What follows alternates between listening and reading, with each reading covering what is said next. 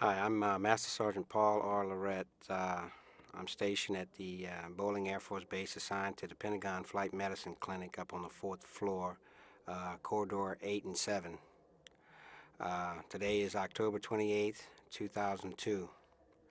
Uh, on 9/11, the day started like any other normal day. It was a beautiful day.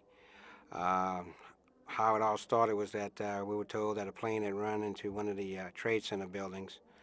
And after watching that on TV, I could halfway understood that, it could happen because when I saw the second plane come around, my first impression was that the airport was so close, like we have here. The planes fly real close to the buildings.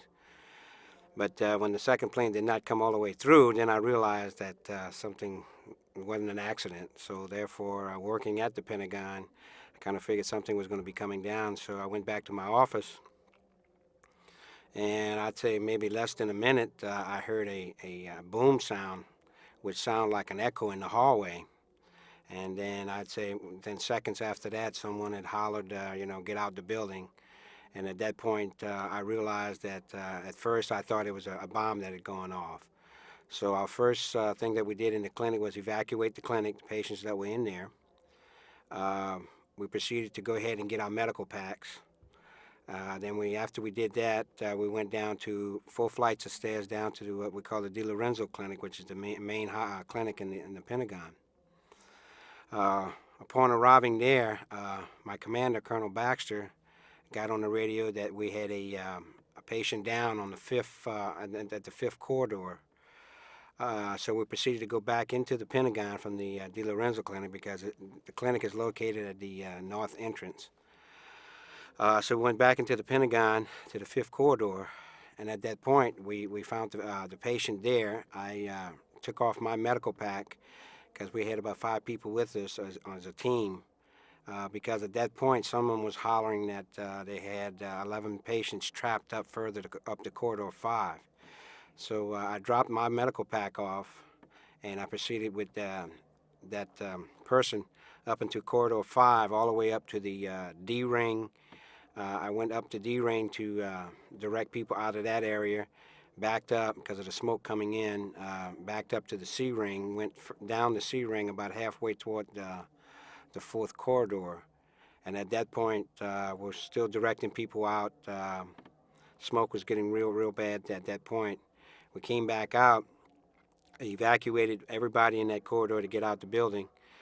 Uh, and before leaving the Pentagon, leaving that area, another person came running up the B ring, hollering that they needed an axe because someone was trapped outside. At that point, I proceeded to follow that person outside, and upon arriving outside, that was the behind the C ring, between the C ring and the D ring, right directly behind the impact area. We went ahead and someone down after getting outside, someone further down toward the fourth corridor hollered that someone was trapped in the building. So myself and 4 other people ran into the building, which was in a very small area. It was dark. It was on fire. The smoke was real heavy. We were moving debris out the area to release the person. I was like the third person in line, trying to get the debris off the patient. At that point, from the smoke that I had inhaled prior to going outside, it was very difficult for me to breathe in the building. We were using wet T-shirts and to put over our face so we could breathe. At that point, I proceeded to step outside. I'd say within less than a minute, we got the victim out.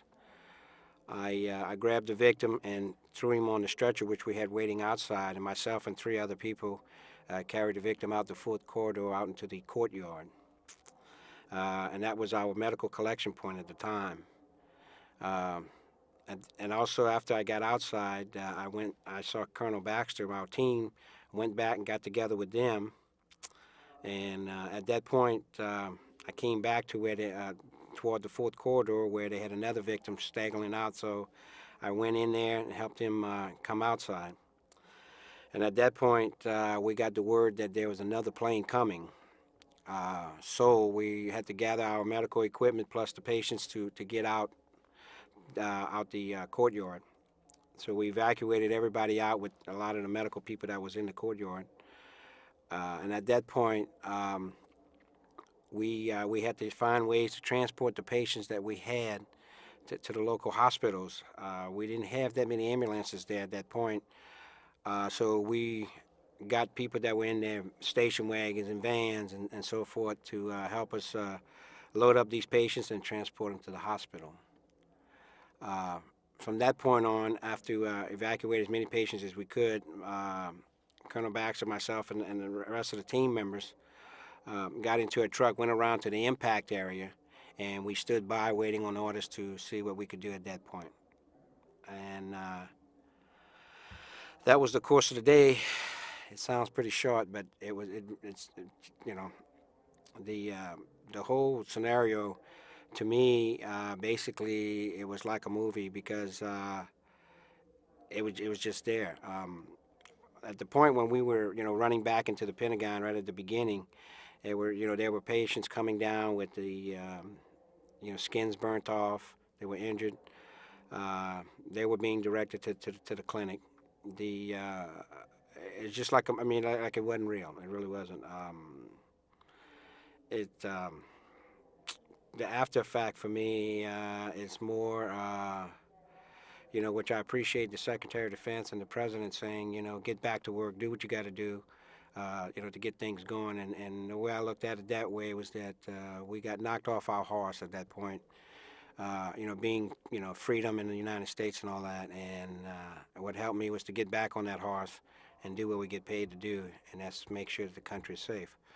Um, it was. It was amazing the stuff that you can do when the drilling is going. I was only at the Pentagon 10 days prior to 9/11, so running around and going to these areas was really kind of new to me. So I really didn't know where I was at, just other than where I was told to go to. The victim that like I said, did survive.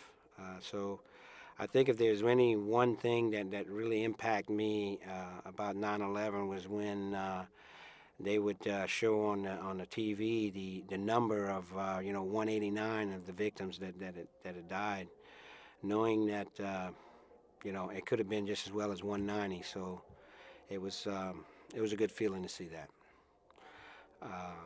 The things I guess what affects me, if anything, now is still working at the Pentagon, is seeing the planes that fly over, kind of bank to the left or right, kind of makes you think twice.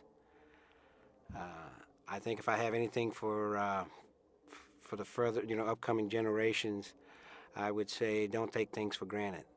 I spent close to 30 years of my life, active duty and reserve time, trying to play a small part in trying to keep our country free, and that just went right out the window. So you just don't take things for granted.